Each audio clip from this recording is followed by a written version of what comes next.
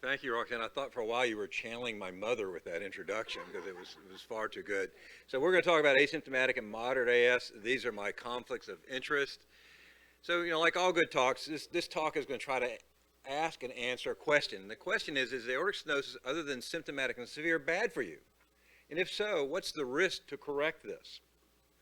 So there's been a number of people looking at this. I think one of the best has been the Australian echo data by George Strange.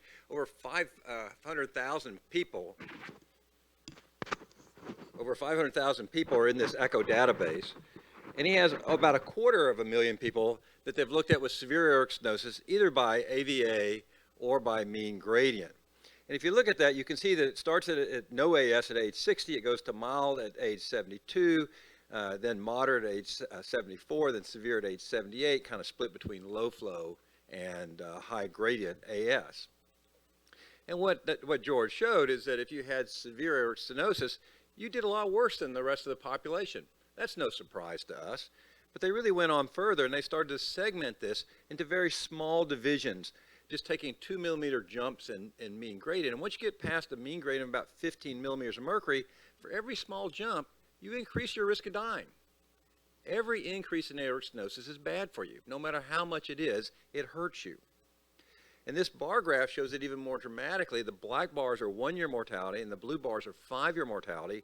And you start with no aortic stenosis with velocities between 1 and 2 meters. And then you go up to mild between 2 and 3. And you can see mild is worse than none. And moderate is worse than mild. And severe is a little worse. In fact, moderate is almost as bad as severe aortic stenosis as far as mortality goes. Aortic stenosis is not good at any level. They've actually added to this by making it an international study, bringing in U.S. data. If you look at the U.S. data, if you look at the red dots or U.S. data, again, by smaller increments, every little increment increases your risk of dying in both the U.S. and in Australia. And in fact, there's been a big meta-analysis looking at this, showing that with moderate aortic stenosis, there's 9 per 100 patient years risk of dying.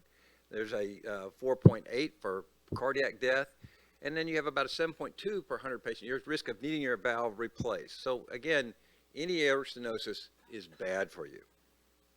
This has really been helped by Philip Genero's work showing us that there's a progression of cardiac damage. Just like aortic stenosis, it's not an on-off. The heart goes through a series of negative changes. You start with no cardiac damage, then you start getting damage in the left ventricle, and then that moves on to the mitral valve. It moves backwards to the pulmonary vascular, and finally to the right heart. Once we get to the right heart, it probably doesn't matter what I do to you, you're really way down the list. And in fact, what Philip showed us is that you look in box A, that's the risk of death at the different grades, going from 4.5 for none up to 25% for those that have grade 4 or RV dysfunction. Then if you go over to the risk of cardiac death in B, you can see the same trends. Then you go down to the bottom, and we've landmarked those at 30 days for all-cause death and cardiac death, even removing the procedural risk. Again, the more cardiac damage you have, the worse you're going to do long-term. So the longer we wait, the more we let you develop cardiac damage. Even if we correct it, you're not going to do as well. This looked at 735 asymptomatic patients that had a preserved ejection fraction greater than 50% at 4 large valve centers. What they found is that 65% were either dead or had their valve replaced by 3.5 years. It didn't make much sense in waiting. But again, if you divided these by the amount of cardiac damage you had, about a quarter had stage 1, about half had stage 2, another quarter between 0 and stage 4. But as you go up, again, you do less well even after we correct that. And what Philip again went back is he went and helped us show what happens after you correct this. Well, after you correct it, roughly a quarter get better, roughly a quarter don't get better, and roughly half stay about the same. If you get better after we do your TAVR or your aortic valve replacement, your prognosis is a lot better than if you do worse.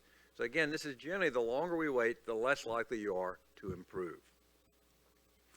Now, we've also looked at things such as ventricular arterial impedance, and ventricular arterial impedance really is just a measure of the valvular and arterial forces that resist movement of flow. It's resistance like in an electrical circuit.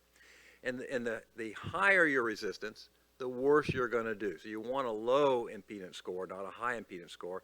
And in fact, whether you have medical therapy or you have your valve replaced, If you have a low impedance score, you do better with your valve replaced, but then as the impedance score goes up, you do worse and worse and worse. So if we wait until your impedance goes up because of your valve, or you let your arterial impedance go up too high, you're going to do very poorly.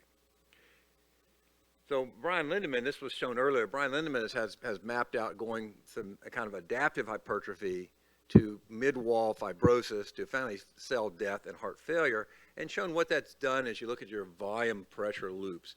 As you get more and more aortic stenosis in a normal heart, your volume pressure loop moves up to the right and gets larger. And of course, in heart failure, it moves up to the right and doesn't get larger. What Nick Van Meegen groups has shown us is that if you do a TAVR, your volume pressure loop immediately goes down and to the left. And it's not usually expected to go down that fast, but the reason it does is they've shown that it resynchronizes each segment. So it's not just that it's going down, but there's a lot of dysynchrony in the pressure volume loop until you correct the valve, and then it synchronizes it. So there's really an immediate effect. So is moderate stenosis with heart failure bad for you? Well, yeah, if you look at 262 patients with moderate AS with heart failure matched to 262 patients with heart failure with reduced ejection fraction and no AS, what you see is if you have moderate AS and heart failure with reduced ejection fraction, you do worse than those that didn't have it. And if you treat them, they do a little bit better, but still not as good as the general population, but they do better than those that aren't treated. So there's pretty good data that that's true. This is from Ito and J.O. at the Mayo Clinic, again showing that they took that almost 700 patients with moderate AS, and they compared to age and sex match population. And what they showed is that if you have moderate AS and good flow and no diastolic dysfunction, you do okay. But as you add diastolic dysfunction, it gets worse. If you add low flow, it gets worse still. So moderate AS can be stratified, but all moderate AS is bad for you. But the more you get for low flow, the more dysfunction you get as far as diastolic dysfunction, the worse you do. So is asymptomatic severe aortic stenosis bad for you? Well, this is, again, from Philip Genero. If you look at the 4 arrows on the right, those are the asymptomatic ones that have some sort of guideline treatment for us. But we do look at a number of trials that we have out there that look at asymptomatic AS that have been treated, and all these come out in favor of early treatment. This is Kang's work that's from Korea. It was published in New England. What Kang did was take people with very severe asymptomatic AS and treat them with surgery versus watchful waiting. And there's a large increase in the number of deaths if you don't treat these people. And there's a large crossover to surgery. And this was the Avatar trial. It's a similar trial, except for they didn't require severe AS, just regular diagnosis AS, mean of 40, velocity of 4. And again, this didn't reach statistical significance, but again, you can see there's an advantage to early treatment of asymptomatic aortic stenosis. Then we have randomized controlled trials that are coming out. We have the EXPAND trial, and we have the PROGRESS trial that are going to look at moderate AS. And we have the early TAVR trial, which I believe is fully enrolled right now, and the EVOLVE trial. EVOLVE a little bit different. We're going to look at the high-sensitivity troponins, or we're going to look at evidence of LV strain. And if you have those, then we're going to look for mid-wall fibrosis. If you have mid-wall fibrosis, then we're going to decide to treat early or not. Again, looking for early markers of damage. In my own lab and for my own people, we're now looking at extracellular expansion as an early marker for damage, and should they be treated. And this kind of maps out where we stand if you look at disease progression versus severity of AS, and where these trials would fall in and help us get our answers. So in conclusion, moderate and asymptomatic AS are detrimental. Any amount of aortic stenosis is detrimental. The physiology supports early intervention. The cardiac damage assessment may further stratify our risk, and randomized controls are ongoing, and I think will help provide us answers in the near future. So thank you very much.